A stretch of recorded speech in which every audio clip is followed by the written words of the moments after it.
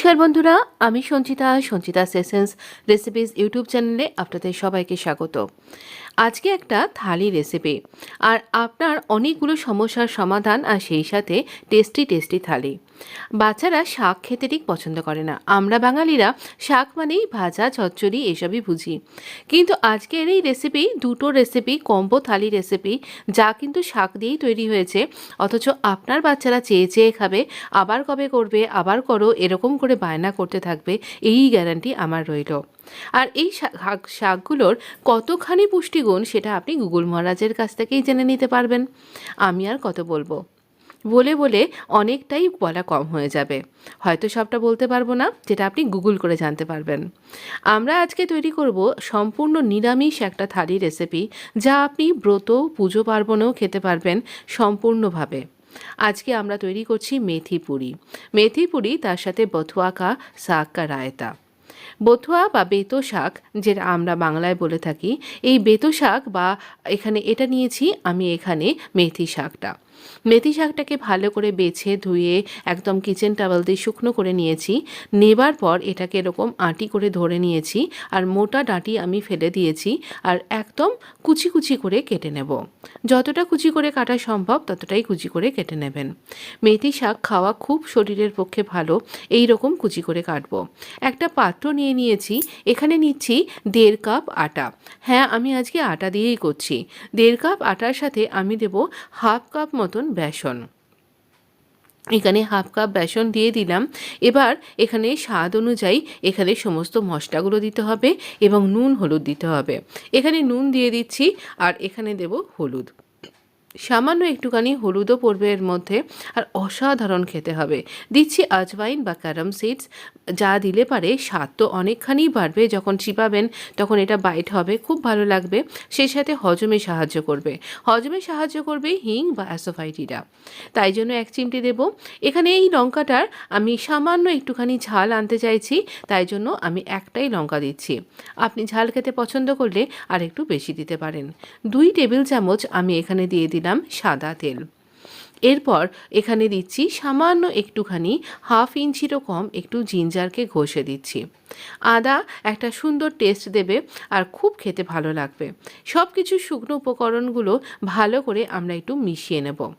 একদম ভালো করে একটু ডলে মেশাবেন, যাতে তেলটাও ভালোভাবে মিশে যায়। এরপর ওই মেথির যেগুলো কুচিয়ে নিলাম সেইগুলোকে ভালো করে এর মধ্যে দিয়ে দেব। এগুলো দেবার পর এটাকেও ভালো করে শুকনো উপকরণের সাথে মিশিয়ে নেব। আর সামান্য জল যেটুকুনি দরকার লাগবে। এখানে যেহেতু বেসন আছে, খুব তাড়াতাড়ি চিপচিপা হয়ে যাবে, তাই খুব সাবধানে অল্প বেসন দিয়ে আপনি এই মিশ্রণটাকে তৈরি করে নিন। এই মিশ্রণটাকে আমরা অল্প বেসন দিয়ে ভালো করে মেখে নিলাম।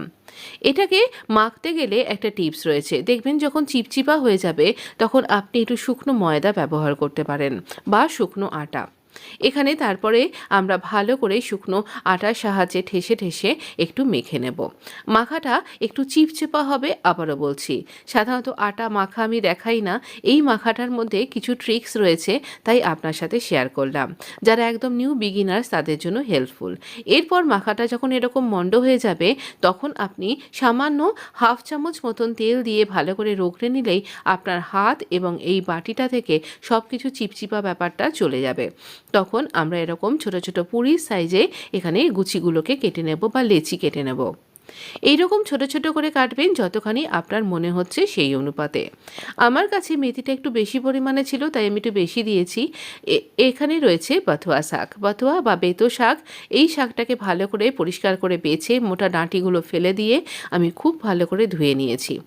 এবার এই বথুয়া শাকটাকে এই একটুখানি জল দিয়েছি, বেশি জল দেবেন না, একদম ধিমে আছে এর মধ্যে দিয়ে দিলাম বাটিটার মধ্যে। এবার একটু নুন দিয়ে দেবো। একটু স্বাদ অনুযায়ী নুন দেবেন, যতখানি শাক তার থেকে কিন্তু কম পরিমাণে দিতে হয়, কারণ শাকটা তো কমে যাবে। তাই এখানে নুনটা দিয়ে একটু চাপা দিয়ে হতে দেব। এবার একটা বাটির মধ্যে আমি দই নিচ্ছি। আজকে আমার কাছে বাড়িতে পাতা দই ছিল না, তাই কেনা দই ব্যবহার করছি। টক দই ব্যবহার করবেন। আচ্ছা, আমাদের শাকটা রেডি হয়ে গেছে, একদম এরকম নরম। আর এই জলটা আমরা ফেলে দেব না, এটাও ব্যবহার করব। এটাকে একদম ঠান্ডা করে নিন। দইয়ের মধ্যে দিয়ে দিলাম নুন। এখানে নুন ছাড়াও আমরা কিন্তু ব্ল্যাক সল্ট বা কালা নমকও দেব। তো এই বিট নুনের জন্য এর স্বাদ কিন্তু অনেক গুণ বাড়বে, তাই 2টো নুন দেওয়া হচ্ছে বলে আন্দাজটা ভালো করে বুঝে নিন আর ভালো করে ফেটিয়ে নিন। আমি চামচের সাহায্যেই ফেটিয়ে নিলাম। এবার চলুন পুরিগুলোকে বেলে নিই, আমাদের বথুয়া শাকটা ততক্ষণে ঠান্ডা হতে থাকুক। পুরি বেলার জন্য আমি একটু তেল লাগিয়ে নিলাম এপিট ওপিট করে গুজিটার মধ্যে। আর এখানে খুব বড় বড় আমি সাইজের করব না, আর খুব মোটা বা খুব পাতলা করব না। দেখুন আমি কিন্তু রোলিং পিনের মধ্যেও একটুখানি তেল লাগিয়ে নিয়েছি, আর এই রকম থিকনেস হবে, মোটামুটি পাতলা পাতলাই হবে। এবার এখানে এই রকমভাবে কয়েকখানা বেলে নিচ্ছি। সবসময়তেই কিন্তু তেলটা লাগিয়ে নিতে ভুলবেন না, নাহলে কিন্তু তলায় চিপকে যেতে পারে, কারণ আমরা খুব বেশি অয়েল কিন্তু ময়ানের মধ্যে দিইনি। তো এবার আমাদের তেলটা গরম হয়েছে কিনা চেক করব, সামান্য একটুখানি আটার গুচি কেটে নিয়ে ফেলে। যখন দেখবো এটা উঠে চলে এলো, তখন জানবেন এটা তৈরি হয়ে গেছে। হ্যাঁ, আমার মধ্যে অনেকগুলো আমি এখানে স্টাফিং দিয়েছি বলে খুব বল হয়ে ফোলেনি, যেমনটা আমার মাছের কচুরিটা ফুলেছিল। আর কিছু কিছু পাতা আবার ছেড়ে আমার তেলের মধ্যেও চলে এসছে, কিন্তু খেতে জাস্ট বাও হয়েছিল। ভীষণ সুন্দর একটা রেসিপি। যখনই আপনার মনে হচ্ছে আজকে কিছু চটপাটা খাবো, সাধারণত শীতকালে এই ব্যাপারটা হয়েই থাকে, তাহলে আমি সাজেস্ট করব এই রকম একটা থালি তৈরি করুন।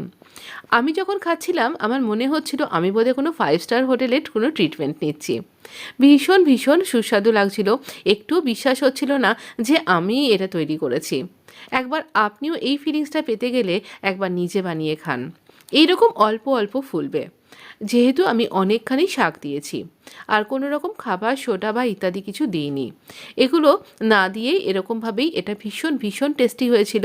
আমি বেশ কয়েকটা বেলে যেমন দেখিয়ে দিয়েছি, সেরকম ভালো করে ভেজেও দেখিয়ে দিচ্ছি কীরকম এটা এপিট ওপিট করে লাল লাল করে ভাজতে হবে। দেখুন পাতাগুলো এত ক্রিস্পি হয়ে গেছিল, সেটা খেতে কিন্তু দুর্দান্ত লাগছিল। আর সবথেকে ভালো হয়েছিল এই রায়তাটা, অপূর্ব অপূর্ব। তাহলে একবার রায়তার দিকে চোখ বোলানো যাক। আমাদের রায়তাটার কি হলো? আমাদের দইটার মধ্যে এইভাবে দেখুন আমি এখানে ওই যে শাকটা, সেই বথুয়া শাকটা আমার এইরকমভাবে দারদারা করে বেটে নিতে হবে। মানে খুব মিহি পেস্ট করবেন না, যেমনভাবে পালক পিউরি করেন তেমনটা নয়। দেখুন স্ট্রেকচারটা একটু দারদারা রয়েছে, খুব হালকা গরম রয়েছে, আমি আর তর সইতে পারছিলাম না। পুরিগুলো ভাজা হয়ে গেছে না, তো এর মধ্যে দিয়ে দিলাম পুরো শাকটাকে। পুরো শাকটাকেই দিয়ে দিতে হবে। দইটা মোটামুটি 1 কাপ নিয়েছিলাম, আর শাক বাটাটাও মোটামুটি 1 কাপ মতনই হয়েছে বাটার পরে। এবার ভালো করে শাকটাকে মিশিয়ে নেব দইটার সাথে, খুব ভালো করে মিশিয়ে নেবেন। আর আমি বলবো আপনার বাচ্চা যদি কোনো রকম শাক খেতে পছন্দ না করে, এই রেসিপি থালিটা অবশ্যই তাকে খাওয়ান, বারবার খেতে চাইবে, এটুকুনি বললাম। এবার দেখুন জিরে নিয়েছি আর হিং নিয়েছি। এবার তেল দিয়ে এটাকে একটুখানি সাম্বার দিয়ে দিলাম। অপূর্ব অপূর্ব, কোনো ইনগ্রিডিয়েন্টসকে বাদ দেবেন না। আপনি যদি ঝাল খেতে পছন্দ করেন তাহলে এই সাম্বারের মধ্যে একটুখানি লঙ্কার গুঁড়ো ব্যবহার করতে পারেন। আমি তো লঙ্কার গুঁড়ো খাই না, আর খাওয়াটা মনে হয় ভালো নয়, তাই জন্য আমি খাই না। আর এই রকমভাবে এটা ভীষণ ভীষণ টেস্টি হয়। দেখুন একবার কি সুন্দর হয়েছে। এটা আমি বললে আপনি বিশ্বাস করবেন না, একদম বিশ্বাস করবেন না, যতক্ষণ না নিজে বানিয়ে এভাবে খাচ্ছেন। শেষে এই তরকাটা যদি আপনি নাও দিতে পারেন, দিতে তো আমি অবশ্যই বলবো, তাহলেও জিরে ভেজে একটু গুঁড়ো করে হিঙের সাথে মিশিয়ে দিতে পারেন। অপূর্ব হয়েছিল। এই হেলদি একটা থালি রেসিপি আপনি জলখাবারে খেতে পারেন, আপনি ব্রেকফাস্টে খেতে পারেন। হ্যাঁ, আমার মেয়েরারও তর্স হয়েছিল না, সেও হাতে হাতে আমার সাথে এগিয়ে এসছে হাত বাড়ানোর জন্য, ছোট ছোট হাতগুলো। তো এই আর কি, আমরা এই রকমভাবে আজকে এনজয় করেছিলাম এই থালি রেসিপিটা। আপনার কেমন লাগলো জানাতে ভুলবেন না। আমার তো সত্যি সত্যি বলছি ভীষণ মনে হচ্ছিল আমি বাইরে থেকে কিনে এনে খাচ্ছি, আমি বানিয়েছি এতটুকু মনে হচ্ছিল না। এই উইন্টারে এই কম্বো থালিটা অবশ্যই এনজয় করুন। ভালো লাগলে লাইক, শেয়ার এবং সাবস্ক্রাইব করে একটা কমেন্ট করে আমায় জানান আপনার কেমন লাগলো।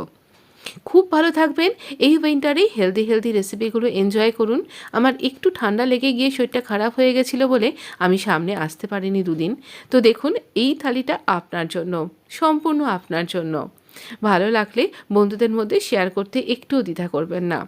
এই বথুয়া কা রায়তা অবশ্যই ট্রাই করবেন, কচুরিটাও ট্রাই করবেন। ফুলুক বা না ফুলুক, টেস্টি কিন্তু অবশ্যই হয়েছিল, ক্রিস্পি এবং টেস্টি। এটা কিন্তু টিফিন বক্স বা আপনি ট্রাভেলেও নিয়ে যেতে পারবেন এই পুরিগুলো। ভালো থাকবেন অবশ্যই। ধন্যবাদ বন্ধু।